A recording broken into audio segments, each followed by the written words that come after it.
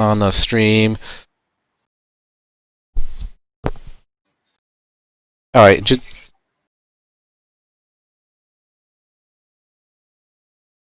Okay, you can be heard on the stream again. Sorry for technical difficulties, guys.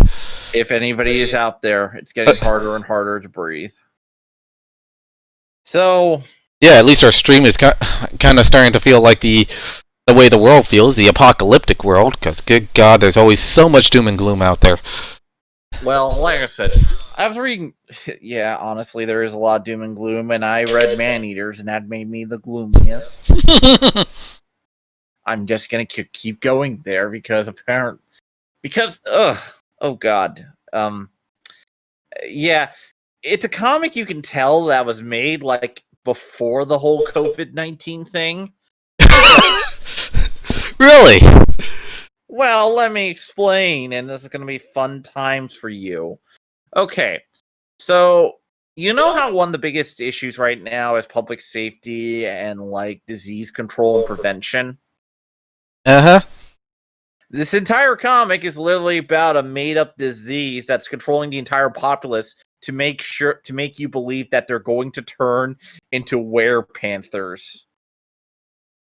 That's just great.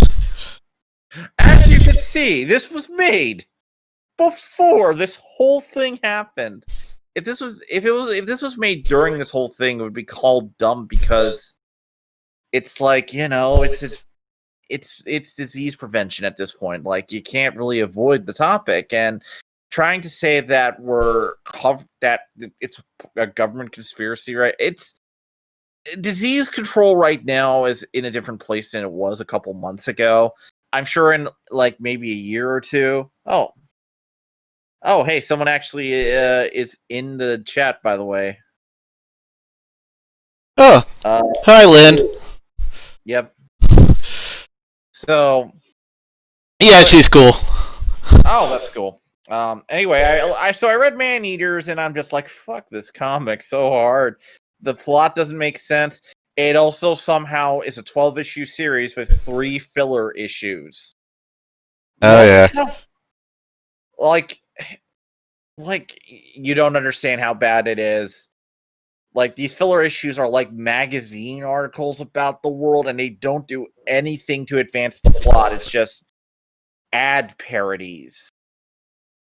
You know, like, it's like that Rick and Morty episodes where they parody, like, TV shows with interdimensional stuff, except there's no context for it other than, here's this issue, and it's like, what the fuck? And it's 3, including the last one. Oh, yeah. Jeez. Yeah, no, but it's an awful, awful book. And it might be one of the worst comics I've read in the past couple years. I don't know. I don't know if I could recommend it to anybody unless maybe they subscribe to certain views, and those views might be terrible. But it's a whole thing. The whole cat lycanthropy thing just feels kind of random. It's not necessarily, because the whole idea is that cats, women, blah, blah, blah.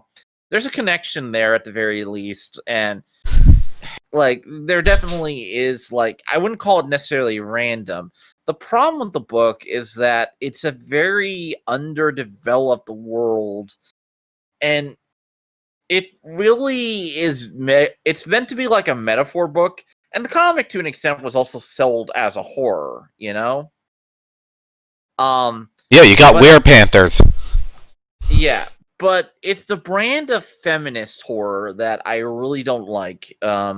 Okay, let me explain one of the big problems with feminist horror for a second here. The feminist horror tends to... It's like, I'm not necessarily against feminist fiction, and I should probably state that right now. Feminist horror, though, often tends to run into this problem.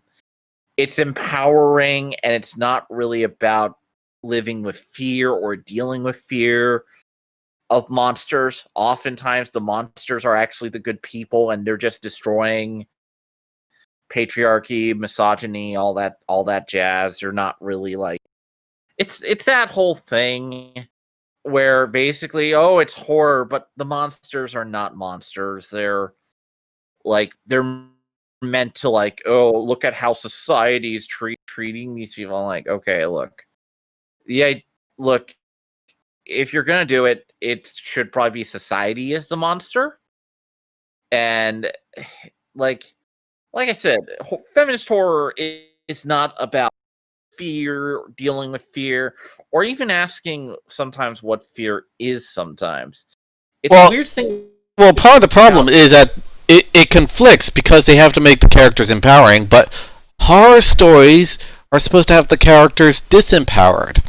Unless the horror is that you're the monster yourself. And that's fair. I think there are some good female centric horror that I actually do like Rosemary's Baby is kind of a classic example. And I think there's been some good remakes of that to an extent. You know, being worried about the child you're having being a monster, you know, that's actually a genuine, like, worthy story to be fearful of. Like, that, like, Yeah. um, Actually, last time you showed me feminist horror was the compilation horror movie called, I think it was called Double X. Double X, yeah, no, that one was... And one of the directors doesn't even like making horror movies, so she ended up making an unwitting comedy. It's a weird piece of work, that one. I know the one you're talking. Yeah, Double X, and I'm okay with female. And I gotta admit, I think some of the shorts do have potential to work. And like I said, I think there are some great female-centric horror stories out there, and I think there's also some very good female-centered horror out there. So it's not like this. I just don't like the brand of feminist horror where it's like, oh, you know, we're horror, but we're not actually horror. We're just using horror aesthetics. Oh, Like, female-centric horror is like it is the groundwork for some of the early survival horror games.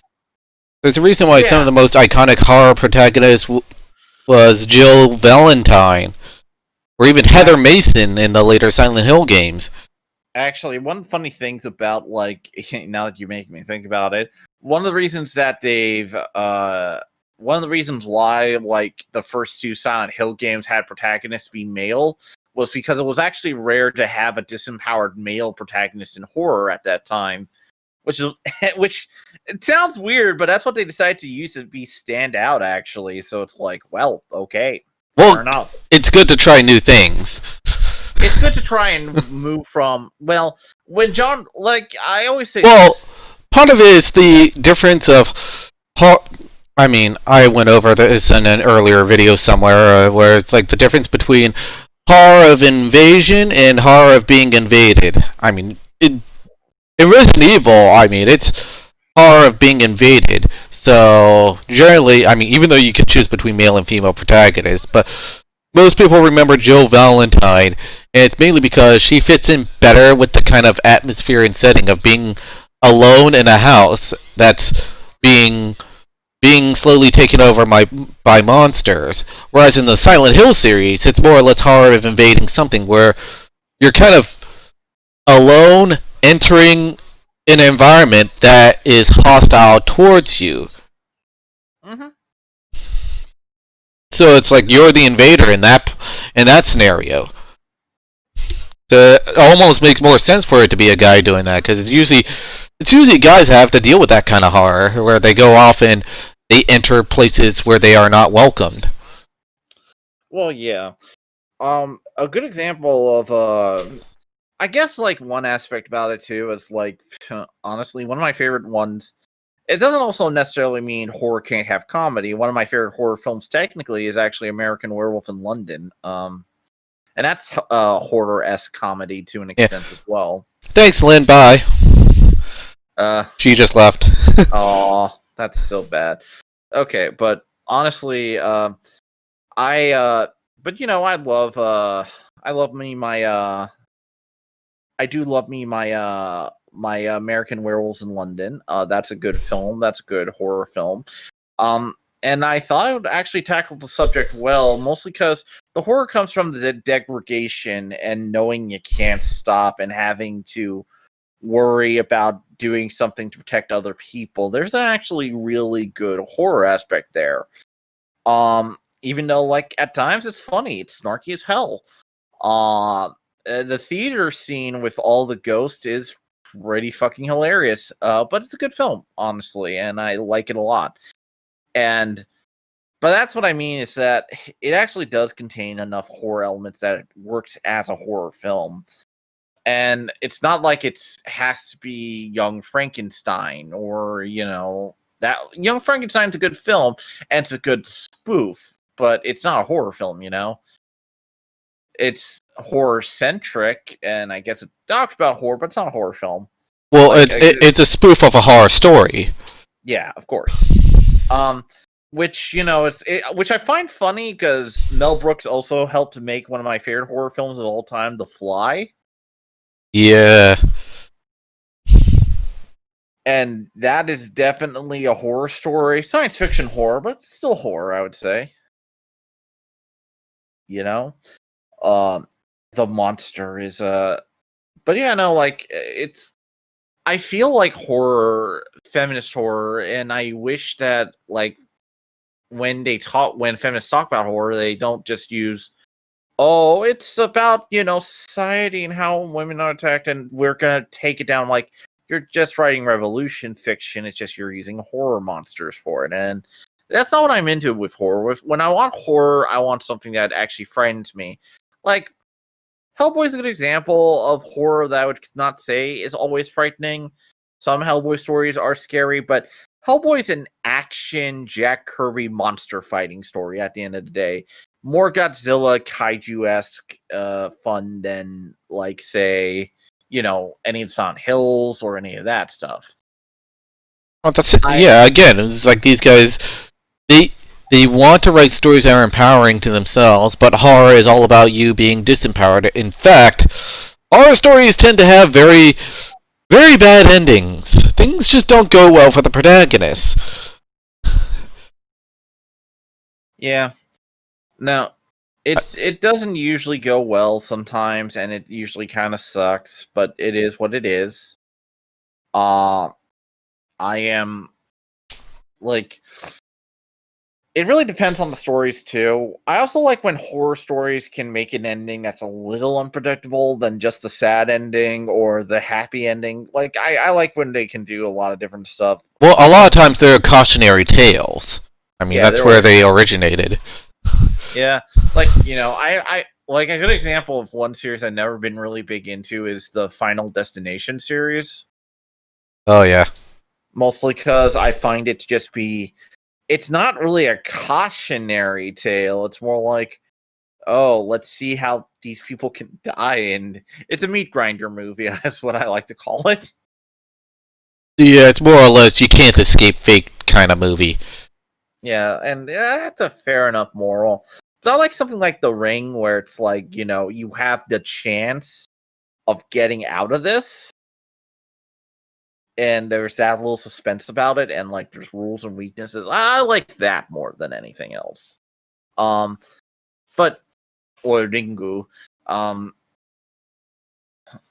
But yeah, no, it's a terrible horror story. And Man-Eaters is everything I hate about when they say feminist horror story, but it's not even really horror. It ditches the horror within the first issue. And my god, it's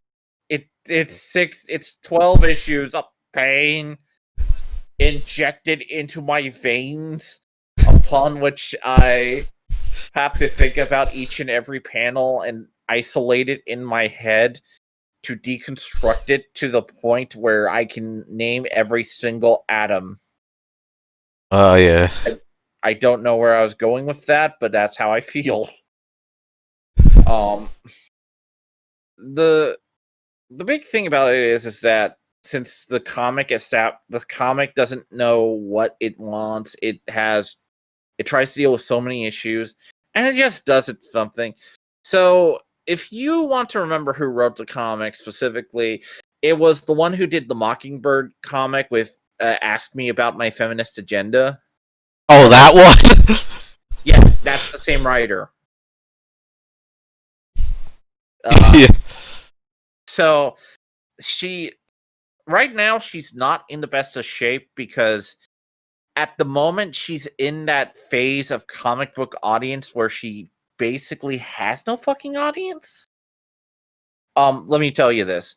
Mm-hmm. The feminists hate her because she's not intersectional right now. Basically, they find her to be turfy. And you know what happens when you're turfy? No one likes you. You're basically on this weird side, and everybody just kind of hates you. Go next to J.K. Rowling and the Sinfest guy. Oh boy. There's some shit going on with J.K. Rowling right now. Honestly, I can't say it's undeserved. What I do hope is that this gets people to read more books. Yeah. Joking aside, Uh. joking aside, I'll say this. It's like this. You see, uh, with like in the book where Where? she's so like I said, and here's the thing: it's not like people who do the whole Comicsgate thing or like the more anti-feminist people in comics who do exist and everything else, or they're not going to like this book at all just because you know that it's hated. Nobody likes this book. So this book basically just has no fucking audience anymore. And that's kind of impressive. Like you don't see comics like that too often where it's just like, who's the audience for this? Well, no one anymore. Oh, just wait till the new Warriors come out. If I want to talk, well, the new Warriors, I heard that's been quietly canceled. Oh, really? Who could have seen that one coming? I am sure that it has been, you know, canceled for the best reason. And by best reason, I mean all the good, like, you know. It also makes me wonder what's going to happen with Warhammer Adventures. That actually came out. Actually, Yeah. I think. Okay, all right. Did you read that one?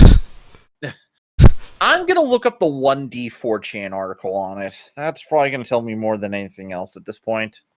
Because I remember when I first heard about it, I'm like, you got to be kidding me. Honestly, I haven't heard much from it ever since then. Okay, it was released during February 2019, so it's actually over a year ago. Oh, all right. So it's already been out for that long. So, but yeah, trying to make Warhammer 40K into a kids book, that's like trying to make Hellraiser into a kid's story. It just doesn't work that way. If you actually understand Warhammer 40K, or if you were like trying to make, oh geez, what's one of those like hardcore metal bands? It's like Gwar, just like it's like trying to make Gwar kid friendly. yeah, true. Not a problem. Joking aside, apparently, like the books do have a bit of a small following. Like, there's about 3 or 4 books, but I haven't seen them brought up much since then because, like, the initial stuff. So either they're quietly doing well, or they're just gonna be kind of like a weird thing we bring up on occasion. So they exist. Yeah. And it seems like, according to people, like they're actually not too bad in some cases. So I don't know. Like I don't try those books. I am kind of judgmental as fuck on, but it does like. But I always am like, okay, let's see if they actually do well. Blah blah blah. And it's like, okay, fine. They're okay. I guess they exist. To be fair, though, we are getting more content released from Warhammer that's more adult focused or teen focused. Like recently, Like recently, Todd McFarlane made action figures for Warhammer 40K. Yeah, that would be the right guy to do it. He should be working on like chaos figurines or something like that. That would definitely work. That would be badass. Honestly, now that you said it, I'm like, fuck, I would kill for that now. Actually, yeah, Todd McFarlane chaos figurines. So far we of course got 2 Marines. One's an unpainted gray one, and I'm thinking of getting that one to actually paint up myself. So, it's just like a completely gray Marine that you can probably do anything with if you want to. Use your imagination. I bet Todd McFarlane doing Dark Eldar. That would work pretty well too. Honestly, dude, Todd McFarlane doing anything like, oh god, like have you ever seen like his Wonderland series of toys? No, I haven't. Look up okay. Look up his Dorothy Gale. Type in Todd McFarlane Dorothy Wizard of Oz and you'll find it.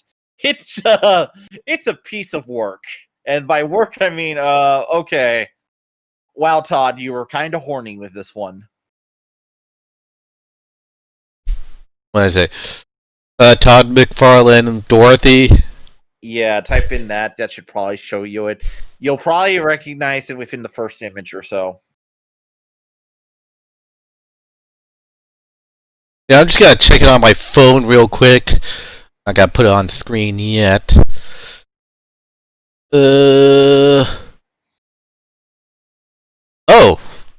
Okay. Yeah. Is it the one I'm thinking of? Is that supposed to be Tweedledee and Tweedledum?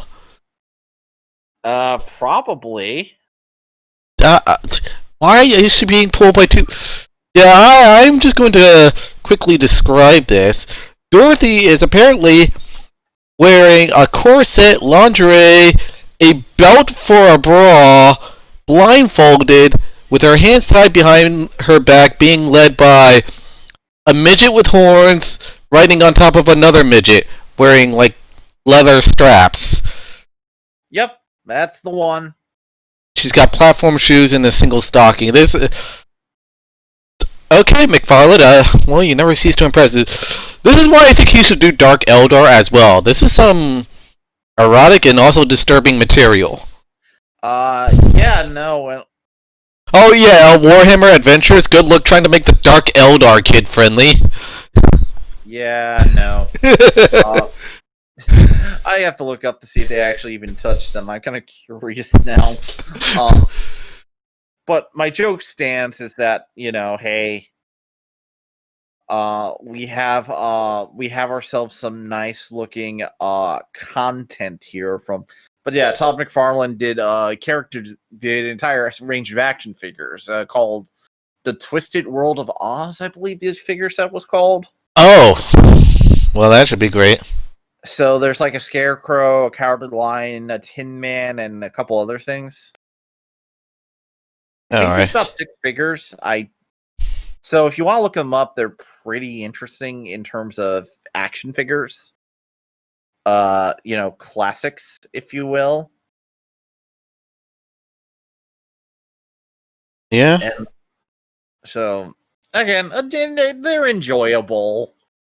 Isk. These look badass, actually. Honestly, they're pretty fun. I don't know if you can get them very easily nowadays. I know the Dorothy one was pulled from Toys R Us store. Yeah, well, makes sense actually. Yeah, I can't see Toys R Us. Actually, the Tin Man makes sense with the way he's designed. Because the story about the Tin Man is that he was a woodsman who apparently was cursed to a point where he kept cutting off his own limbs with his axe. And whenever he did that, he had to replace it with a tin version of it. So he kept cutting pieces of himself off just to replace those parts with tin versions. Yup. So yeah, there's some like actual horror movie lore with some of these characters. Oh yeah, definitely. And like I said, if I had a chance to get all these, I probably would. If at the very least, I would probably like put them in my room and be like, okay, this way no normal people can come in and just see them out there. But they're fun figures. I like the sculpts. They're very cool. They're very nice designs. Of course, they're more statue-esque because Todd McFarlane kind of runs like that. But some of them do have mobile limbs. They're interesting figures. All right. I'm actually gonna check eBay. I'm kind of curious now to see how much they cost. Like, if you want to buy a full set. Let's see. All right. Todd McFarlane, created Spawn in the 90s. Todd McFarlane. Blah, blah, blah. Twisted.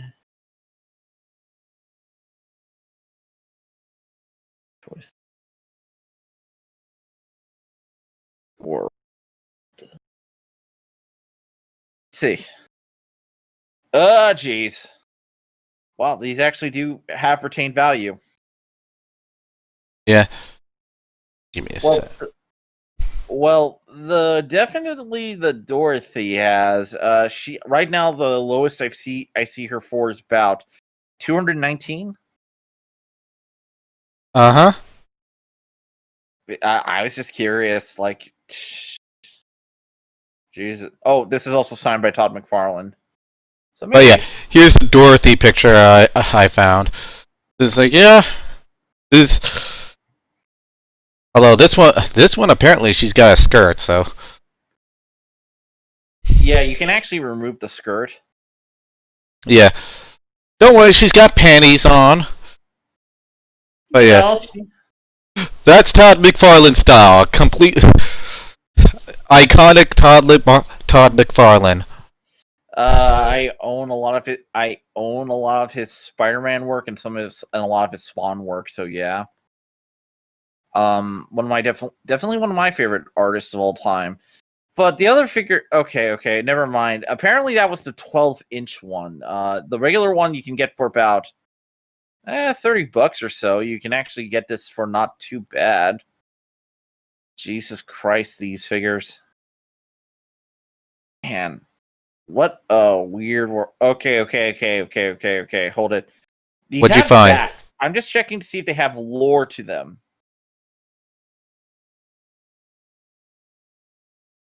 Okay, never mind. Doesn't explain much shit. These are just character. Oh, okay. Apparently these have like twisted. Apparently, each one comes with like a story about them. I can imagine. So I'm kind of now curious. Okay, if I ever get like a new job and maybe one Halloween, I'll see if I can like maybe find the figures or at least find like snippets and I'll read them out for Halloween or something.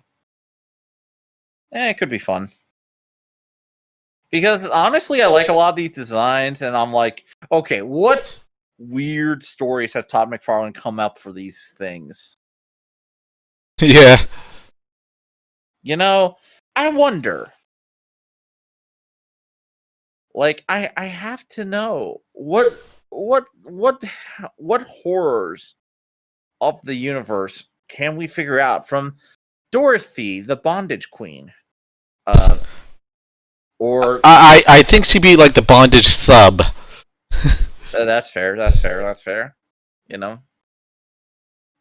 I said, I'm genuinely curious about this now, and Although there is a red queen. Maybe she's the bondage queen. True. Apparently, they were going to do more fairy tale things. I think at one point maybe there was an Alice in Wonderland plan, but I think the Oz stuff is the one that got off the ground. Yeah. Actually, I'll look this up later. But yeah, Todd McFarlane doing like art for like Warhammer. That's fucking cool. That would be fucking cool. Yeah, it would make sense. I'm like, out of all like the possible people to work on a franchise, I am shocked that Todd McFarlane has not worked on that franchise yet. Give me 1 second, man. My laptop is not plugged in apparently, and I need power. All right, take your time. This is not gonna take long. I just need to move stuff, and I don't want like you to be like, "What's going on there?" moving things.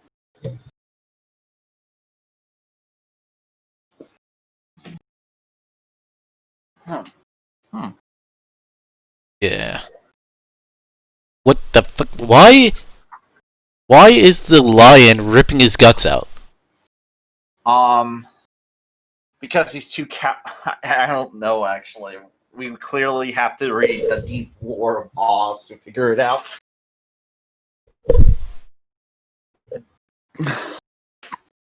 We have to figure out Todd McFarlane's deep lore.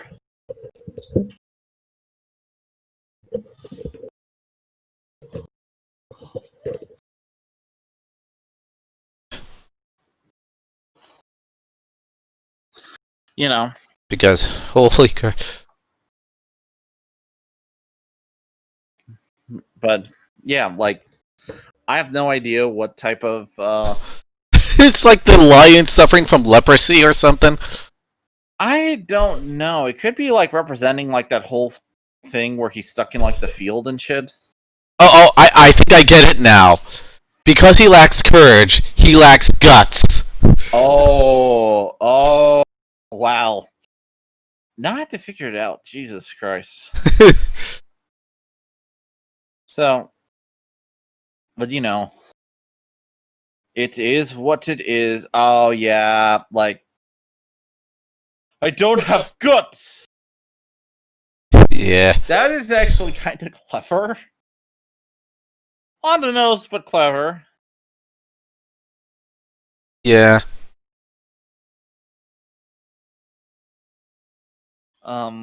Let's see. I mean, I actually have 2 monitors set up now, but I have to rearrange them.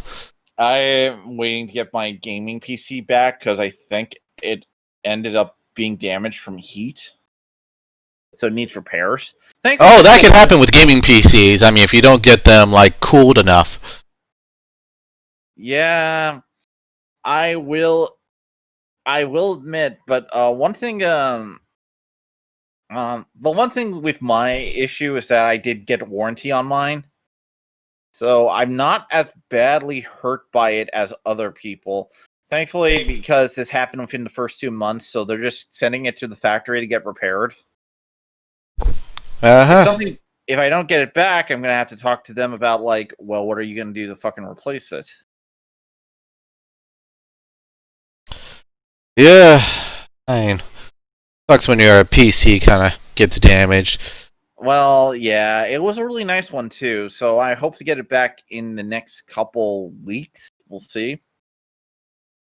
I'm gonna have to actually. Yeah, speaking of which, I actually do have to contact them soon. But yeah, oh yeah, you heard about the PlayStation 5 launch? Well, yes. Well, reveal, not launch. It's not. It hasn't launched yet. It's revealed.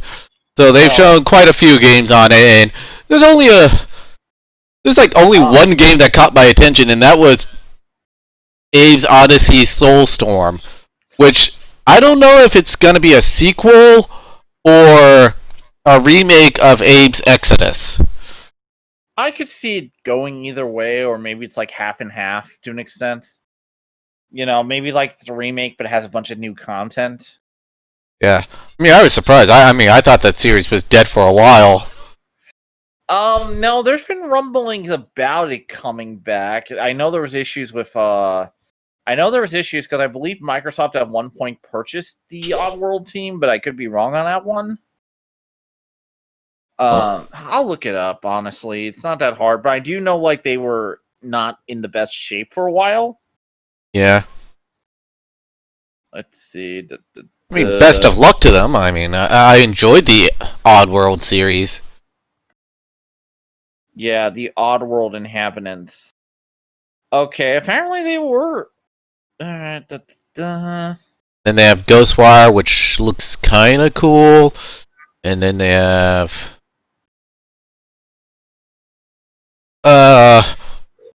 Goodbye Volcano High, which looks like a visual novel style game. So with scalies or furries or whatnot. Okay. I actually decided to look up that game to see if there's any more information. And it's an adventure game, point and click, very Life is Strange-esque.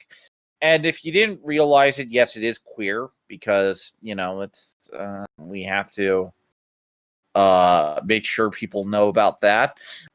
Which isn't bad, like, hey, audience who might like it.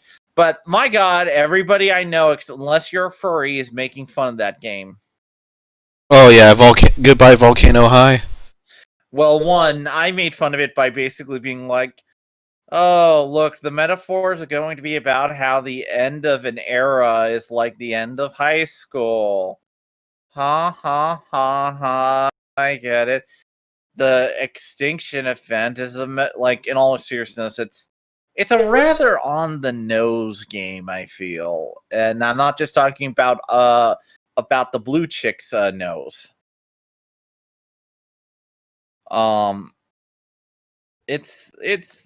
It's very visual novel. It looks like an adventure game, probably. It looks very. I want to see what it actually looks like and how like they actually handle the adventures parts, because I want to know if it's like fully 2D animated or like did they make like a fully 2D animated game? What are they doing? Like how do you interact with environments, or do you just, or is it like a movie choose choices? Because Yeah. either way could technically work, I guess. But if you it does have a Steam page, so it's not even a PS5 exclusive. Yeah. Sony, I thought you were selling your PS5s on your strong exclusives. Apparently, Spider-Man wasn't enough to sell your PS5. You need to use this dinosaur game that's also going to be out on Steam. I just found it by just being like, okay, let's just look this game up. There's probably like a website for it, and I found the fucking Steam page for it. So it's out there if you want to take a look at it. It does describe the game. It Oh, hold on. in the story, in summing up the story, they also make a point to point out that a character is non-binary. So that's a thing in that game too. Oh yeah, guess what? What? One of the lead writers is apparently Kate Gray has published some underage Harry Potter pornography on Kotaku. Oh yeah, no, that's the head writer of this game, and that's a whole other can of worms, I'm gonna call it. Yeah, I mean, I don't know the full story on that one, so I'm not gonna comment too much on that. But that story's going around, and people are kind of not happy about this. Well, in all seriousness, it feels nepotistic for one reason or another, and honestly, are you going to trust somebody who looks this shit up to write a game and shit like that? Like, honestly, it's also, this is like her.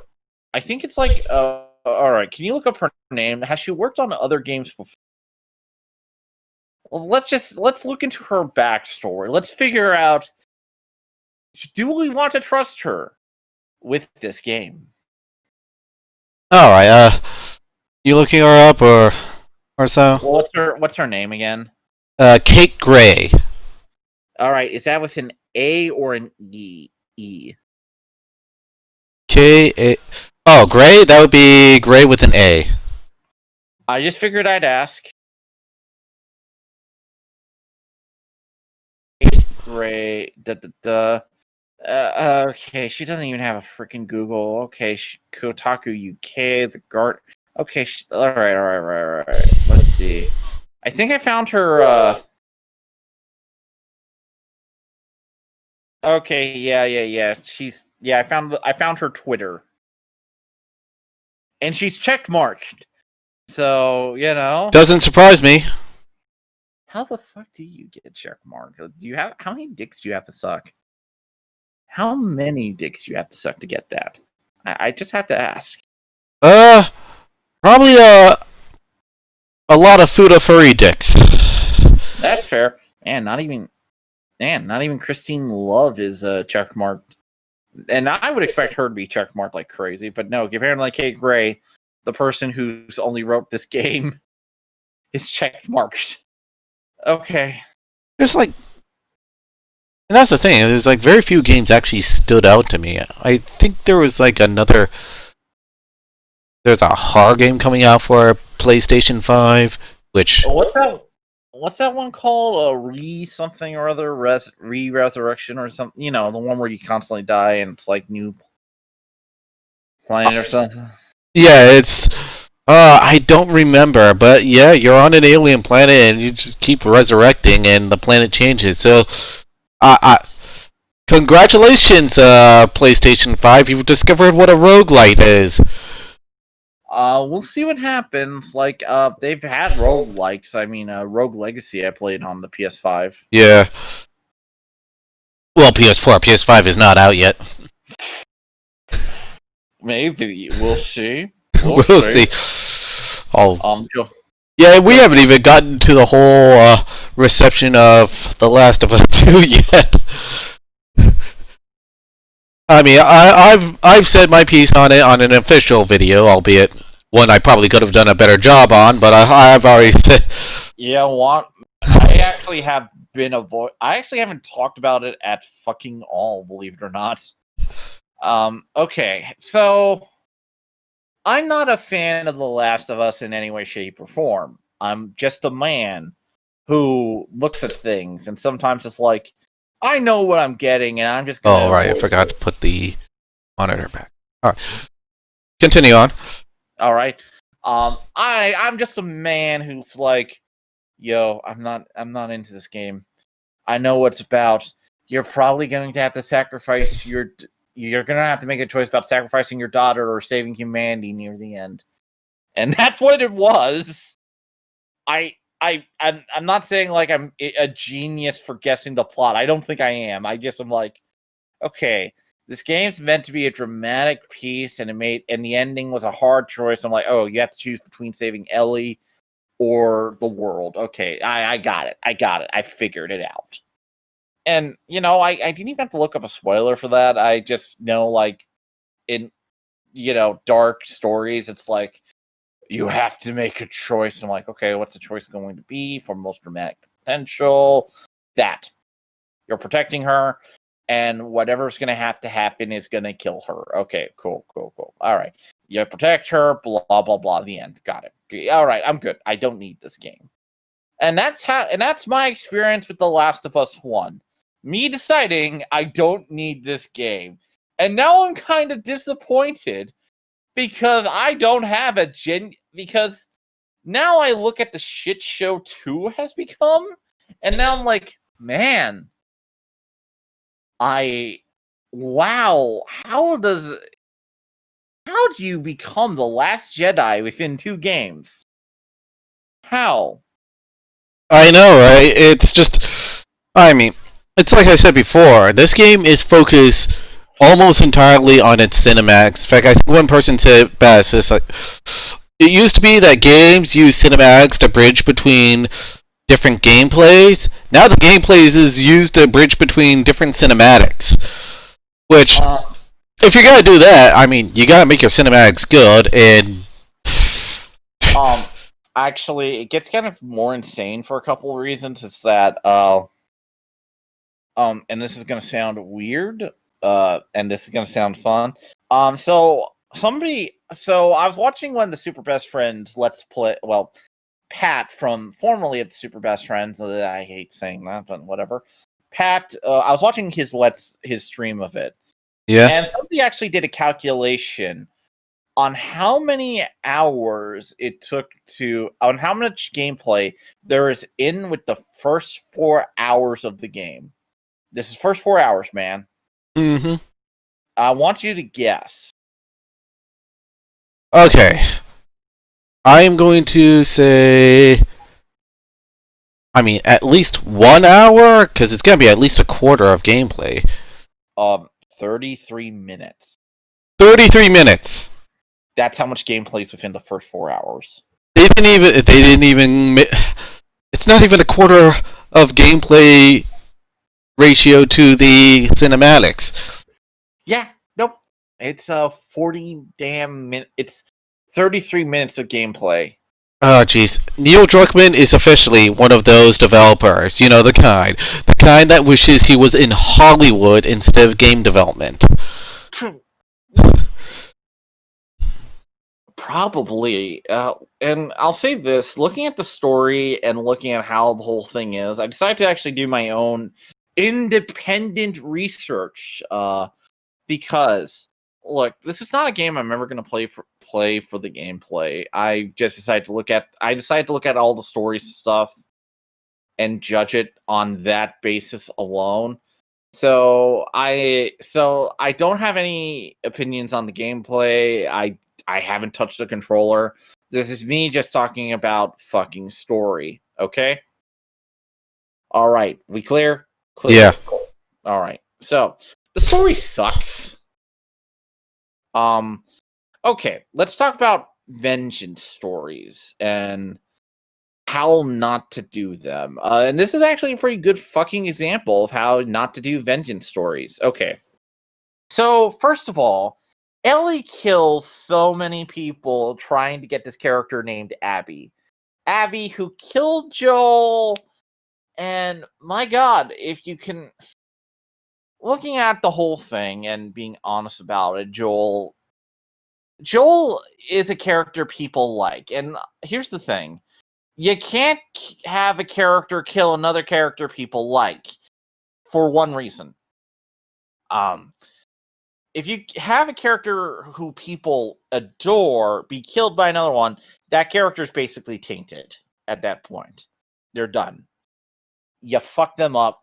The audience is never going to be on their side. You turned them into too much of a heel. Because the entire first game asked us to care about Joel's story, according to most people. Like I said, I have very limited experience, but this is what people have been telling me. Yeah. So when you have somebody you care about and they die, well, what's your reaction going to be? And I know it's trying to say the cycle of violence, but cycle of vengeance and shit. But you basically set up Abby in a no-win scenario. People are just going to hate her, and I don't think they necessarily are wrong to hate her. Because, yeah, she fucking killed the dude. She fucking killed the dude, and she killed someone that everyone loved. And I know it's like, oh, from her perspective, but no. She killed the Harambe of gaming. Fair. But no, they killed her, and now it's like, oh, look at it. Oh, he's dead now. Whatever will we do? And it's like, oh, God. And this whole thing, it's like, Ellie is a monster, but she kills so many people in trying to kill her, and then at the end, she fucking stops killing her. It's like Cycle of Vengeance is like, no. If you want to show the cycle of vengeance, guess what? You have what Ellie does, and you fucking kill Ellie at the end by somebody who Abby loved. And that's the story. That's how cycles of vengeance are. Because unfortunately... I mean, at least have Neil Druckmann's self-insert character kill Ellie, just so we know that he's just trying to piss everyone off. Well, honestly, yeah. It would make sense. Abby and Ellie probably should have died at the end of the game, unfortunately, and nobody would like that. But as stories go, it would have made sense, especially because it runs into this game. I think worse than any other runs into the Nathan Drake problem of you kill so many people on this like daring adventure game. This is not an adventure game, admittedly, but my point being is that Ellie kills so many people in trying to kill Abby. Yeah, and then the one she decided to kill. It's like, what the fuck about those people? Ellie, at this point, the cycle of vengeance is going to bite somebody in the ass at some point during this whole thing. So you like at this point, Ellie is already too far gone as a character. The story arc just does not make sense. Because you know something, I'm thinking of Batman, you know, and how his whole thing is that he doesn't want to start another cycle of vengeance. It stops with him, so he does it, and he doesn't kill for that reason usually.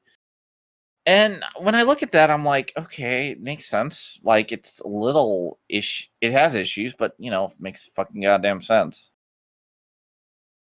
Yeah. But this game just is like, oh no, we have to make sure that Ellie kills as many people as possible to show how badass she is. And you kill so many people in this game, it looks like, and it's like, why? It's sending a mixed message too. I mean, if killing is so bad, why are we still killing? Unfortunately. It's like a lot of people have said that they became apathetic to the killing in the game. Mm-hmm. So I was like, and I've heard excuses from Neil Druckmann that it's like, oh well, if this was a different medium, we wouldn't have such a high body count. There are games with far less body count. Have you ever played a stealth game, Neil Druckmann? Pretty sure most of those you have to go through the entire game with as few contact with as with other people, let alone as few bodies as possible. Yeah. This guy he doesn't understand games. Yeah. He especially doesn't understand game storytelling, but then again, who does? I think this is the kind of person Julian LaFay would describe as a very bad GM, where he just railroads everyone down a single storyline. Well, I look at it and I don't look at him as a GM. I look at him as I look at him as a guy who I look at him as a guy who thinks he's like the best thing ever, and he doesn't really take criticism well. He doesn't think about how connecting his theme to gameplay makes sense. Like, okay, you don't want to do the psycho-violence stuff. And honestly, Abby in general is just kind of like this hilarious gorilla person. I don't know how this character was conceived other than trying to like the way she punches people, like she's able to just punch out cordyceps and shit. It's like, why? Like, that always amused me. It's like Abby's apparently a boxer now. Abby's like, I don't even think she's a boxer. I just think she's a gorilla person. Like, she's like descended from like the Gears of War people. Yeah, it's just the body proportions are messed up. I mean, I know they're trying to desexualize her and try to make her more masculine, but it just makes her look odd. Makes her look almost alien in a way. Honestly, I could easily, if they explained that she was like some weird genetic experiment, it would make total fucking sense. Yeah. It's just, I mean, the way I described it is like it looked like they took a male body character model and just put a female head over it. No, not even that. They kind of made a really buff male character model, because even the guys in the game don't normally look that buffed. Yeah, especially it's kind of shocking, especially in a game where, you know, I think a lot of people are basically like trying or like to survive would have to get buff. So in a sense, it kind of makes her look out of place in that game. I hate saying that because I'm like, I don't want to be like a jerk about it, but you know, like it's like, yeah, I get it. It's actually the game she would make more sense in would be Dead Rising, because they got some hilariously obtuse characters in that game. Well, Dead Rising's also a bit more cartoonish, so you can easily kind of get away with that better in that game. In fact, they had a very masculinized, heavy buff female character in that game too. Well, there's also, like, honestly, she wouldn't be too outside Alpha Protocol, if anybody remembers that freaking game. Yeah, she could fit in Alpha Protocol. But yeah, oh yeah, and then there's the Abby sex scene that everyone talks about, where it's like what was that about Sony? Fuck Sony censoring anime games because they were too sexualized. Oh, what better way to desexualize game than with a sex scene with a buff chick, with a muscle girl, as well as a post-sex scene with two lesbians in their panties. Look, dude, I'll tell you, it's fucking annoying for a couple of reasons. One, fuck Sony and their censorship policies that don't. When Nintendo is the one who's light on censorship, it's shocking. It is. I remember back when Nintendo censored Mortal Kombat. It's like, what the hell? Dude, like, Nintendo, like, a bunch of Japanese developers are now switching to PC because of the controversy. Oh, yeah. And also Sony had to walk back on some of it. Because, like, here's the thing. DMC5, they actually took out the censoring after they got shit for it. And you wanna know what that is? They put light over butts. And here's the thing. Because it was out on other consoles like PC and Xbox One, you basically could see the scene either way. It didn't fucking matter. Oh, yeah. And it's getting worse when you can buy essential, like, it's Japanese anime games. Like, who's gonna buy, like, I'm sorry, they're for a market. Yeah, there's a specific market for those. You may not like the market, but they're there. Yeah, they're there, essentially. And I'm fine with it. It's good. I'm okay with that market existing. Yeah, but with video game storytelling, I mean, if you're gonna talk about if you're gonna tell a story about how revenge is bad, I mean, can you at least give us the option of getting revenge and then suffering the consequences from it? Because I've seen games do that before. I mean, Condemned Criminal Origins had, like, this one revenge ending. Honestly, I think, God, I hate using this as an example, but I'm going to talk about Silent Hill 2 as storytelling in gaming, because I hate going for the obvious ones, but but Silent Hill 2 actually is all about, like, living with consequences and dealing with them and facing your demons and stuff like that. And that game's just much better story overall. And that thing also has, like, amateur voice acting and shit like that. And yet, it's not the most technical thing, but I would say that's a better story than Last of Us 2. And you could do cinematic storytelling in games. I mean, just look at what Telltale Tales did. Before they closed their doors, of course. Yeah. I mean, how they did a better zombie story game than Last of Us 2 did. I mean, just look at the Walking Dead series. Basically. It just blows my mind. And what is it? I think someone, I'm trying to remember if it was Neil Druckmann that tweeted this, where he considered Last of Us 2 as the Schindler's List of gaming. I think it was, no, it wasn't Neil Druckmann. I think it was a reviewer. I know what you're talking about, though. But it's not the Schindler. Hey, Shim, we actually have someone in chat. Hello. Hey, what's up, Shim? But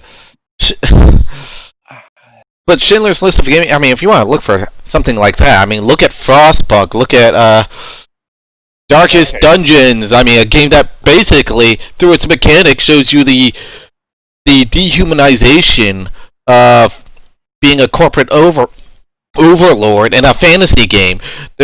Just look at games like even Spec Ops: The Line. I would recommend that over this. Honestly, if I was gonna say what is the Schindler's List of video games, I'm probably gonna say Papers, Please. Oh yeah, definitely. I mean, a game that actually tells you a story through its mechanics, not through just these long cutscenes, which take up most of the game. That the developers clearly don't want you to miss, even if you're blind, because they have so much accessibility options. If I have to think of one, I mean, they have an accessibility option for like if you're colorblind or if you're deaf or probably it's like they even have like one that causes the game to play itself. I think it's fair. Maybe they have a journalist mode or something like that, where it's like, okay, the game can help you jump over an obstacle. My favorite game of all time, actually, is my favorite game. Okay, so if I had to think about look, I feel like video games. If I had to actually think about what is maybe the Schindler's List of video games, honestly, the closest I might say to this is.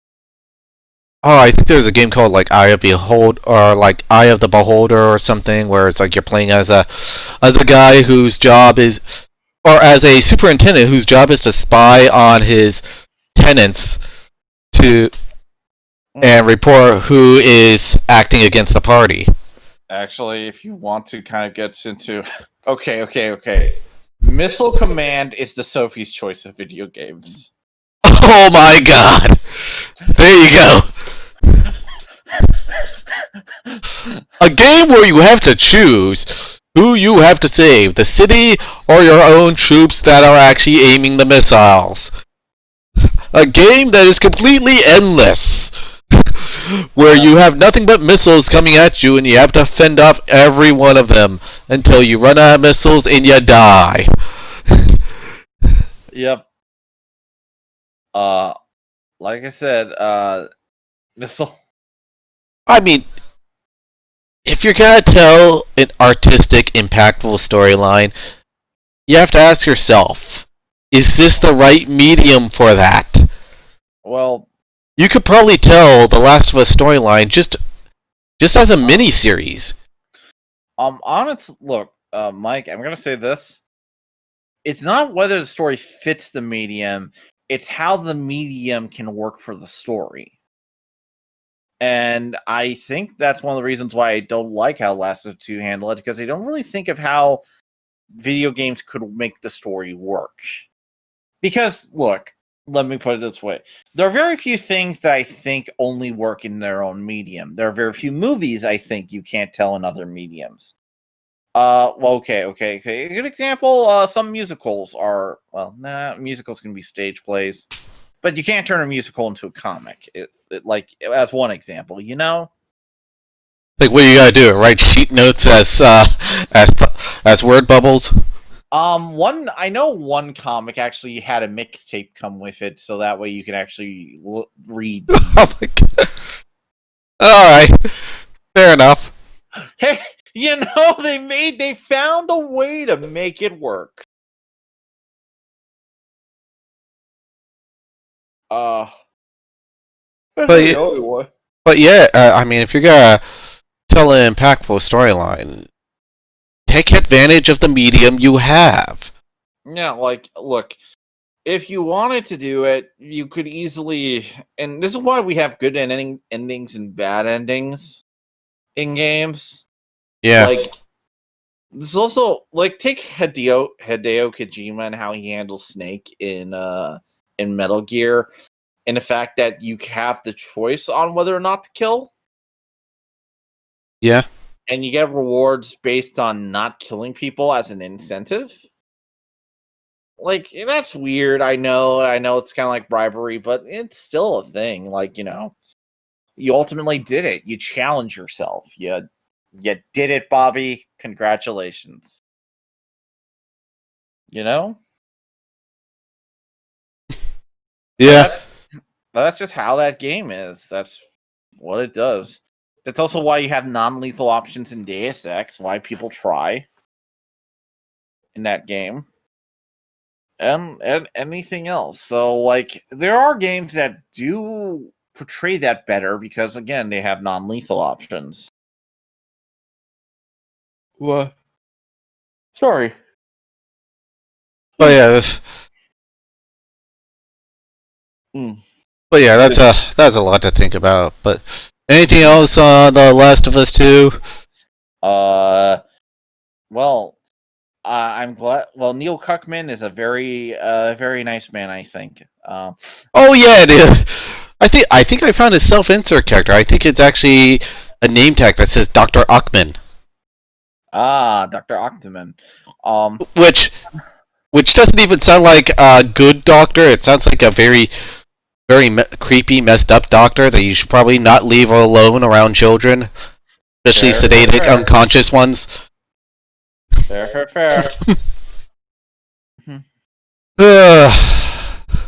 But yeah,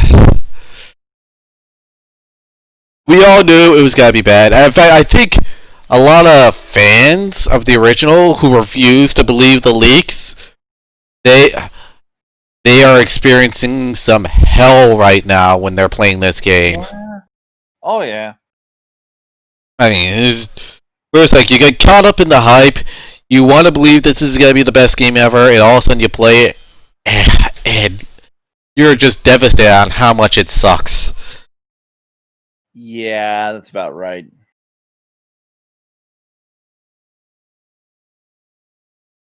I mean, I sort of had the same feeling when I was playing StarCraft 2, but that was just because of the storyline. The gameplay's still pretty good. The plot line was just so retconned, it was infuriating. But then again, that's Blizzard writing staff for you. For some reason, apparently Blizzard just is like writers. What are those? Or better yet, consistency, continuity, and all that other stuff. If I want to complain, or character motivation continuities. if I want to complain about character motivation, then just get me some booze, and I'll go on an entire rant about Overwatch. Oh yeah. Yeah. But it was one of those things I could see coming when I was playing StarCraft 2, because like beforehand, I knew they shit the bed with the Diablo 2 game storyline because they retconned the Soul Stones in Diablo 2. Where apparently they never worked to begin with. They only make the greater evil stronger. That's like saying the silver bullet doesn't really kill werewolves, it only makes werewolves stronger. What the hell? Yeah. And so many... It ruined the ending of the first Diablo game, by the way. Yeah, apparently. Yeah, nobody knew about the true nature of the Soul Stones because, well, to be fair, I still kind of blame Blizzard for this one, for hiding that part of the storyline in the menu. It's like you never learn it through the gameplay. But yeah, StarCraft 2 story, you might as well have not played StarCraft 1 or StarCraft Brood War. Ooh. Because they screwed up so many characters, I can't even begin to count. But yeah. Oh yeah, I think for... Actually, I probably should have done this topic before we started talking about Last of Us 2. Yeah. Dungeons and Dragons is now apologizing for the orcs being racist, I think. I don't know exactly I'll look this up right now. Because I haven't actually read any news posts about it, and honestly, I never found the orcs that racist to begin with. I'm like, why does everyone keep thinking the orcs are black people? They're either green or they're gray, and even then, I mean, I keep imagining all versions of orcs talking in a Cockney accent. Yeah, fair. So, let's see. Yeah, like, all right. So all right. Here's their plans. I'll read them off. We present orcs and draw in a new line of 2 most recent books, Eberron, blah blah blah. We'll continue that approach. Yeah, they're gonna retcon the orcs because people are saying that the orcs are racist. It's like, how are they racist? I don't know, because here's the thing. I don't usually rely on D&D lore for my books, for my games. I just make up whatever the fuck I want. Yeah, and even if you were going back as far as like Tolkien's version of orcs, I mean, even though he doesn't like allegories, they're more akin to Mongols. So what, are they racist towards the Mongols? I don't know, actually, and honestly, you could easily just see them as how the other side views the enemy in war, too, like as monsters. Like, that's the easiest comparison to me, and I never thought of them.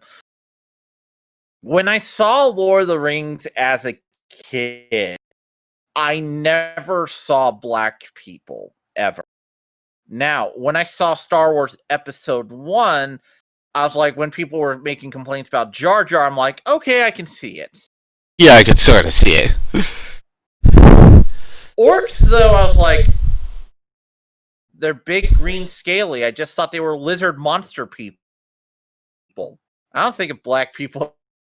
Yeah, I never saw orcs as blacks before. I always saw them as just basically dingy, dirty, uglier versions of Brits. Like, honestly, it never really crossed my mind. If anything, they're more like cave people. Cave people, I always thought of them as kind of like, honestly, my first exposure to orcs of any kind was technically Warhammer 40K, actually, now I think about it. And you know how they talk. And I was raised in England, so they always sounded to me like, soccer hooligans. Yeah. So to me, I get more of that. I think of British people as orcs. Yeah, there's like big, burly, Cockney-speaking like hooligans. Yeah, like, that's what I get nowadays. Like, that's what I always thought. But I don't know. I think people who think orcs are racist. Well, I think people who look at an orc and think black dude really says more about them than it does about the orcs. Okay, I just have a question. What about the fucking drow in this conversation? I don't remember if they consider them black people. Although, look, they're dark-skinned elves. I'm so shocked that, like, like. Sometimes they're dark skinned, sometimes they're purple skinned. That's true, but I'm just saying, like, if you really want to call something racist, I mean, it's like, there they are. Like, I mean, they're there. Like, I just don't know. Like, come on, I don't think drow are racist either, mostly because they have their own civilization and they're this really and keep in mind, they were meant as like an evil race, which just evil version of elves. Yeah, like, again, dark evil creatures you do in the night, and honestly, like, I don't know how you're going to fix D&D to standard unless you really like. Okay, look, D&D is based on a lot of adventuring and pulp tradition, and those mean like going into places, adventuring, seeing stuff, stealing stuff. It's a lot of stuff like D&D. But again, D&D is also what you make of it. So, like, if you have a DM, you can cut out a lot of different bullshit. So again, the fact is, if you're going to have lore in these books, you should just have lore. And it's like the DM is like, look, just tell the DM, use whatever lore you want. It's not like because people do stuff. Then again, this is honestly, though, this is very minor compared to what happened with White Wolf. Oh yeah, White Wolf. Man, they went over the edge. Dude. They went over the edge so hard the company had to step in. Did you hear about that? Really? What did the company do? Okay, so you know White Wolf is now owned by Paradox Interactive, right? Yeah. So here's what happened. So they went so woke, they almost caused an international incident. Really? Now you might be asking, how did they cause? Okay, look. They decided to say that the vampires, or at least the clan of vampires, were responsible for the crimes in Chechnya. Oh my god. And the Chechnyan government stepped in and asked, "What the fuck?" They thought it was some kind of propaganda. Well, you have to understand, they were basically calling the whole thing in Chechnya a right wing like plot. Well, okay, the whole thing is that it's like A right-wing plot. well, not like necessarily like it's meant to basically be like it was caused by a bunch of right wing vampire extremists, you know, Yeah. or something. I don't know exactly, but vampires did it. Now, here's the thing about White Wolf that I liked back in the day was that they would often try to make the distinction that's a lot. While there is evil lurking beneath, there's also human evil that have nothing to do with vampires. Like when they did the book on the Holocaust, they didn't say race were causing the Holocaust, you know? Yeah, if anything, the rates were kind of getting their revenge after the Holocaust. Yes, that's fair.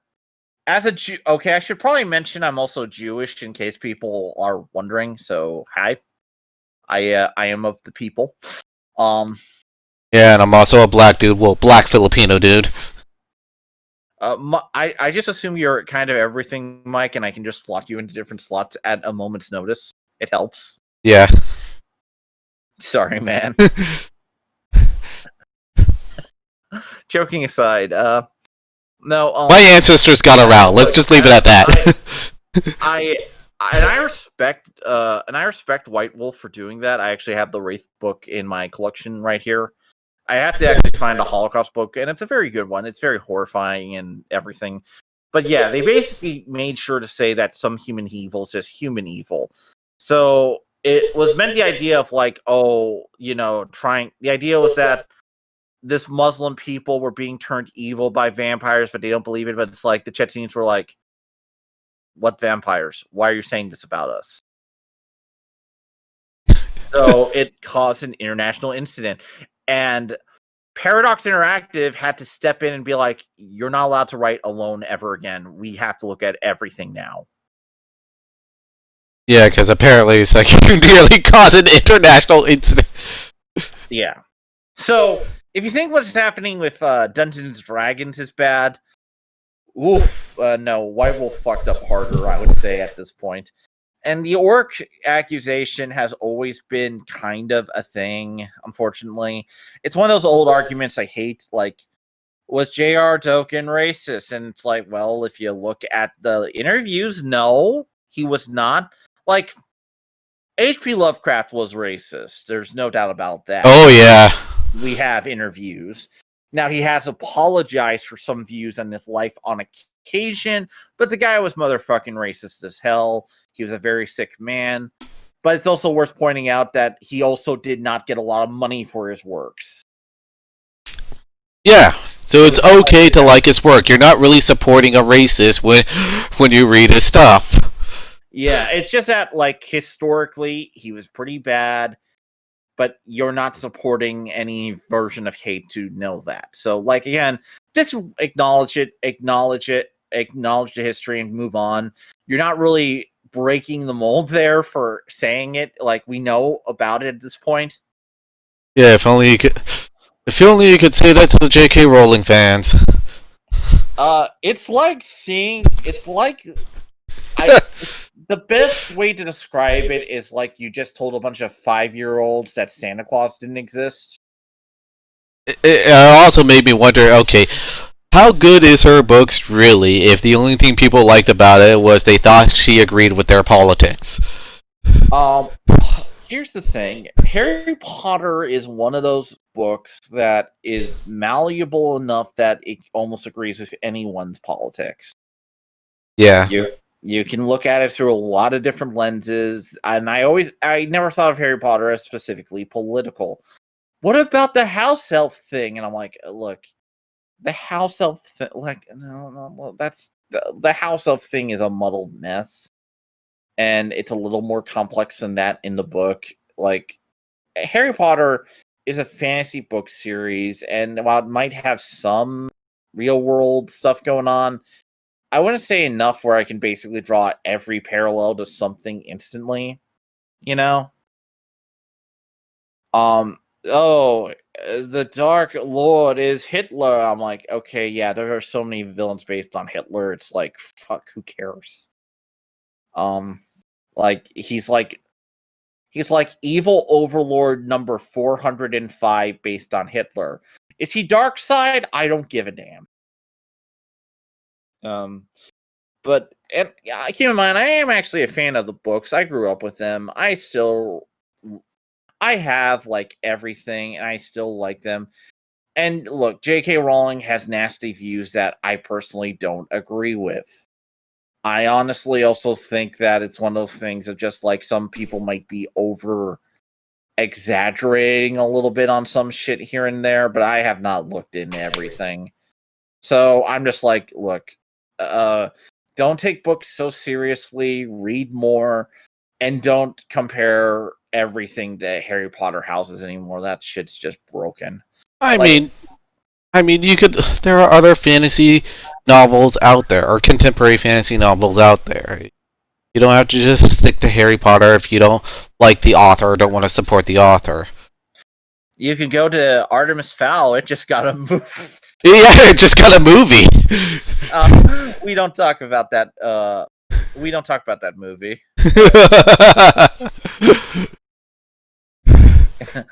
But it exists. It's out there. Hey, you can watch. You can watch it. It's fun, maybe. Yeah, and I say the same to people who are still kind of salty about H.P. Lovecraft. It's like he was just one guy who wrote in Weird Tales magazine, and they all had a shared universe. Just read some August Derleth, Clark Ashton Smith, or any of those guys. Yeah, no, you're right. But yeah, no, fuck. But like, there's plenty of fantasy series to enjoy, And I'll say this right now, like, look, I feel like it's one of those weird things of like Harry Potter did become sort of a weird religious thing for people. And I hate saying that because I don't want to sound like I'm some asshole who's like psychoanalyzing entire groups of people. I hate that. Fandoms can be like that, though. No, they can be, unfortunately, and believe me, I'm a Transformers fan. I do worship at the might of our mighty God Primus and his our Lord and Savior Optimus Prime, As well as Saints Shia LaBeouf, who died and came back again after seeing Robot Heaven. No. Shia LaBeouf is Apocrypha.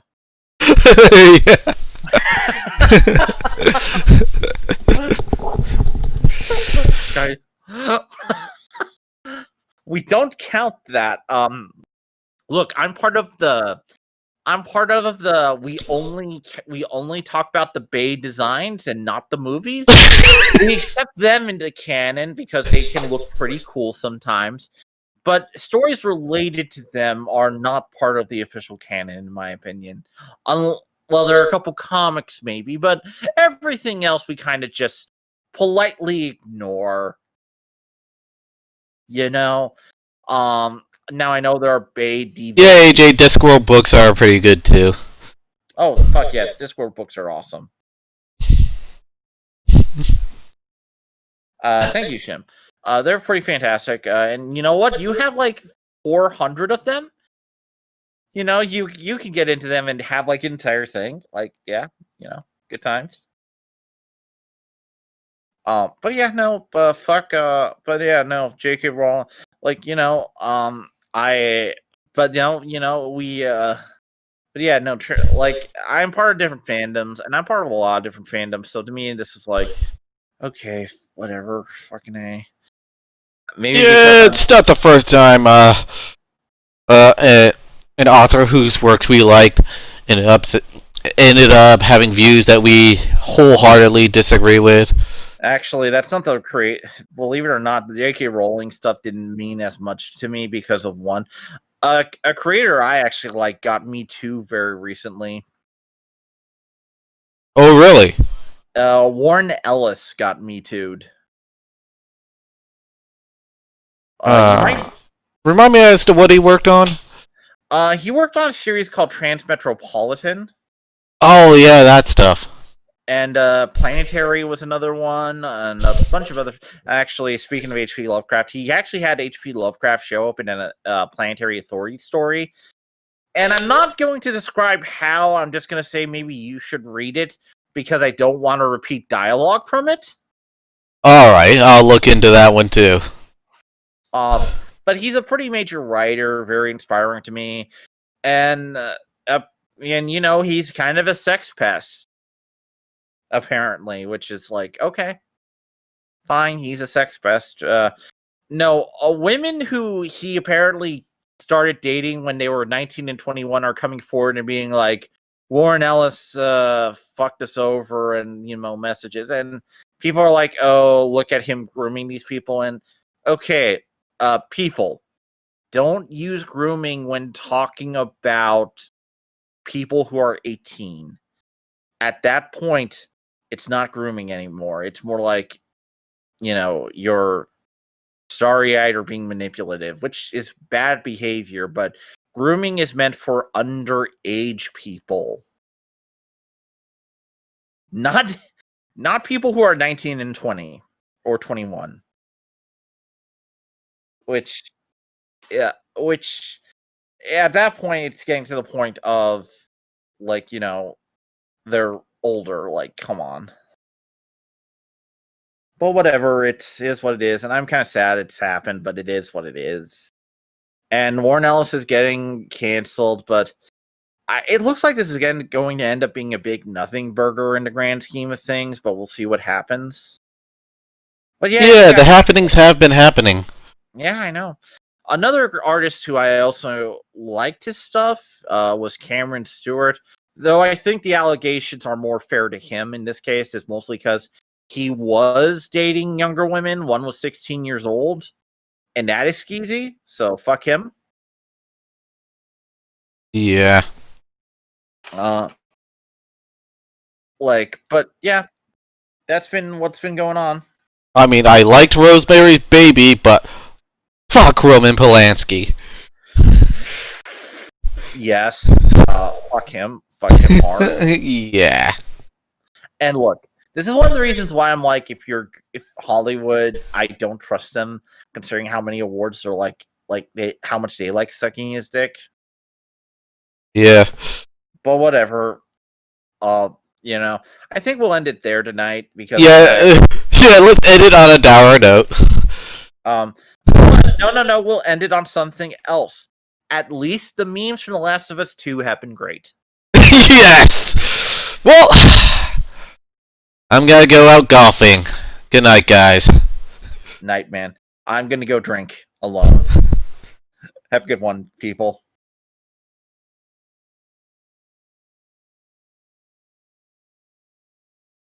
Did you stop the stream?